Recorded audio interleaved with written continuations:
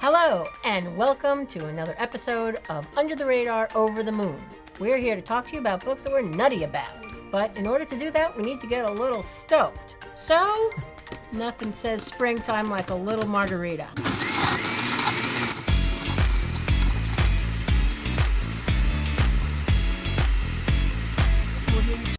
Shall I start? I'll do it. Everyone, you need to read this book, Driving Miss Norma, by Tim Bauerschmidt and Ramie, Liddle. It's a wonderful journey, a physical journey, an emotional journey. I couldn't put it down.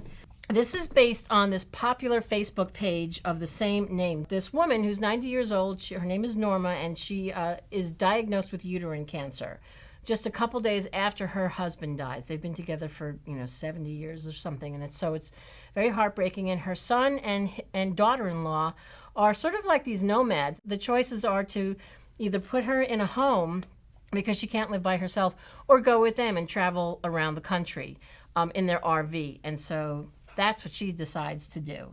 And it's fantastic. She does things she never thought she would do. Hot air ballooning and seeing the Grand Canyon. And she's in a wheelchair a lot of the time. So this is there's a lot that they have to overcome. It's touching. Yes, it's sad, but it's really such a delightful journey. And it's really beautiful. So that's Driving Miss Norma. Okay. And now, that delightful buzz shall be rewarded with a glass of coconut juice. I will be talking about The Quiet Child by John Burley. This is a new psychological suspense novel. John had previously written The Absence of Mercy. That won a National Black Ribbon Award. And then he also wrote The Forgetting Place, both really, really well reviewed, and this continues the trend with him. It takes place in this small California town in 1950. And this town, everyone knows each other, and everyone seemingly is getting sick, and no one knows why. But they have their suspicions in this small, strange child who does not speak. He doesn't have any physical problems, but he does not speak. And one day he disappears without a trace along with his older brother. It's blisteringly paced. The hunt is on. They're kind of searching through all these small California roads and nature preserves looking for this child, and also getting down to the bottom of why he disappeared, who's responsible for it, and what exactly is the reason for everyone becoming so drastically ill. John is a clinical physician, and you can really see that in how he kind of portrays not only the physical ailments that are plaguing these people, but also kind of these psychological aspects where people are feeding off this paranoia and fear in this 1950s town. So good, so kind of creepy, and just so many secrets just barely beneath the surface. That's The Quiet Child by John Burley. That goes on sale in August. Okay, I will go next. I'm going to talk about Made for Love by Alissa. She was the author of Tampa, which you guys will probably remember from a couple of years ago. This book is kind of similar. It's just an absurd, raunchy, but really kind of perspective dive into the complexities and impossible expectations around modern marriages. Also, if you're a fan of dysfunctional families, this is right up your alley. It follows a young woman who runs away from her tech mogul husband, who is controlling, to say the least, and she instead chooses to go live with her elderly father and his lifelike sex doll.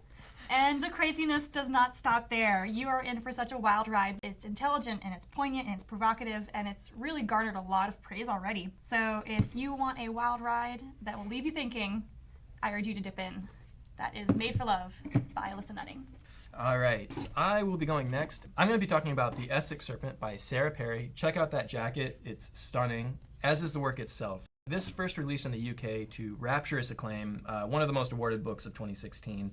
And this is her stateside debut. So it takes place in late 19th century England and follows this newly widowed intellectual who, her marriage was pretty much horrible, and so she's kind of freed from the shackles of this abusive marriage and moves to small town Essex to get away from London and just the hustle and bustle of London.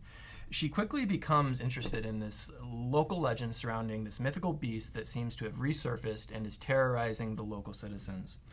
Along the way, she meets this local vicar. This really incredible friendship develops, and you trace them over time through kind of all kinds of life events. It really is that good. It's beautiful, so please do check it out. It's The Essex Serpent. It goes on sale in June.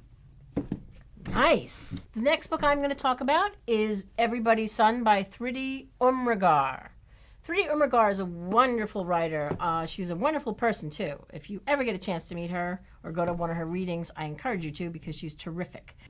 She wrote several books. The Space Between Us and The Weight of Heaven are two books that are come to mind. She's critically acclaimed. This is a bit of a departure for her. It's about this clash of cultures and race and the haves and the have-nots. And it's all wrapped around the story of this 9-year-old kid who you meet from the first page of this book, which sucks you in and doesn't let you go. He is locked in his family's apartment. He and his mother live alone. It's just the two of them, and she's addicted to crack, and so she's gone out for a hit. But he is her baby, and she wants to keep him safe, and so she locks the door from outside. He can't get out. She says she's going to come right back. Something happens, and she doesn't come back, and he is left. It's 1991, and he's left there for days. And after a while, the electricity goes out. She hasn't paid the bills. He's run out of food. He's roasting. He breaks through the window, gets out, and ultimately is saved and brought to child services. So that's how the story starts. And then we meet this couple, this somewhat older couple. They've lost a son, and now they are childless. He is a judge, and he has great connections. His father was a U.S. senator. His grandfather was a big muckety-muck in politics. The father takes advantage of his power and his connections and ends up keeping the boy and adopting him as their own. But ultimately, the truth comes out about who this boy really belongs to, what happened to his mother, and it's just this heartbreaking but eye-opening story about race and culture and the clashes of the haves and the have-nots, and what the bonds of mother and child really are. It's a beautiful book. I cannot recommend it enough. This is Everybody's Son by Thrity Umrigar. I love, love, love this book. Okay, my next book, which I'm kind of excited about, is Talon of God by Wesley Snipes and Ray Norman. And yes, that Wesley Snipes. And it read exactly like a Blade movie in my head. It was a lot of fun. It's set in modern-day Chicago about this doctor who is drawn into this holy war when this new drug appears on the streets that seemingly results in demonic possession for whoever encounters it.